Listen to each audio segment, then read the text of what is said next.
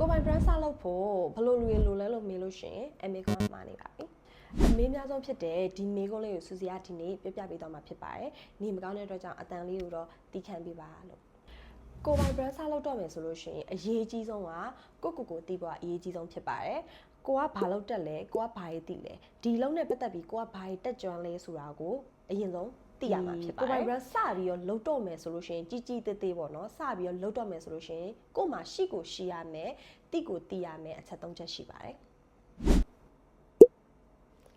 ကိုယ့်ရဲ့ vision ကိုရုပ်လုံးဖော်ပေးနိုင်တဲ့ pattern maker ဒါမှမဟုတ် designer ကိုကရှင်းပြဖို့အတွက်ကိုလိုချင်တဲ့အောင် detail ပြဖို့အတွက်ဆိုလို့ရှိရင်ကို့မှာ reference ပုံတွေရှိရမယ်မူပုတ်ကိုလည်းလုပ်တတ်ရမယ်ပြီးသွားလို့ရှိရင် sketch ကတော့အကြမ်းမြင့်တော့ဆွဲနိုင်ရမယ်အဲ့ဒါမှသူတို့ ਨੇ ဆက်သွယ်ပြောဆိုနိုင်မှာဖြစ်ပါတယ်ဆဲလို့လို့ခေါ်ရဲခန္ဓာကိုယ်ပေါ်မှာအဝတ်ထည်ရောက်သွားရင်ကိုယ့်ရဲ့အဝတ်ထည်ထွက်လာမယ်ဒီ outline တွေကိုယ့်ရဲ့အထည်ရဲ့ shape တွေကိုကကြိုတင်ပြီးတော့သိထားဖို့လိုအပ်တယ်ပိတ်စပိုင်းမှာဆိုလို့ရှင်လဲပိတ်စကြောတွေပိတ်စအမျိုးအစားတွေကိုလည်းကိုကသိရှိထားဖို့လိုတယ်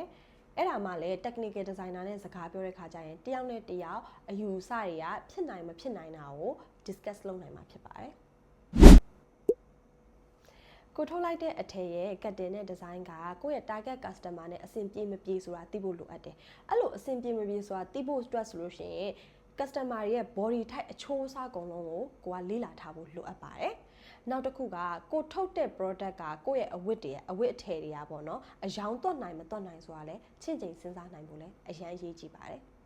အခုဆက်ပြီးပြပြပေးသွားမှာတော့ခုနမေးထားတဲ့မေးခွန်းအတိုင်းပေါ့နော်အကယ်၍ local brand စပြီးလုပ်မယ်ဆိုလို့ရှိရင်ဘယ်လိုလူတွေလိုအပ်လဲဘယ်လို position တွေလိုအပ်လဲဆိုတာကိုဆက်ပြီးပြပြပေးသွားမှာဖြစ်ပါတယ်ကိုယ့်ရဲ့ vision ကို sketch ဆွဲပြီးသွားလို့ရှိရင်သူတို့တွေကအိမ်တစ်ထည်လုံးဖြစ်အောင်ရုံလုံးပေါအောင်လုပ်ပေးမဲ့သူတွေပဲဖြစ်ပါတယ်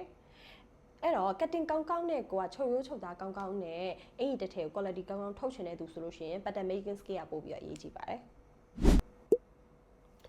pattern ကနေပြီးတော့အဝတ်တစ်ထည်လုံးဖြစ်အောင်ချုပ်ပေးမဲ့သူပဲဖြစ်ပါတယ်အဲ့တော့သူချုပ်ပေးတဲ့ sample တွေကရပြီးဒီ sample ကအဆင်ပြေတယ် confirm ဖြစ်တယ်ဆိုလို့ရှိရင်ကောင်းတဲ့ဒီစက်ယုံတွေကိုရှာပြီးတော့ကိုလိုချင်တဲ့အရေးအတွက်လိုက်အဲ့လိုရပါတယ်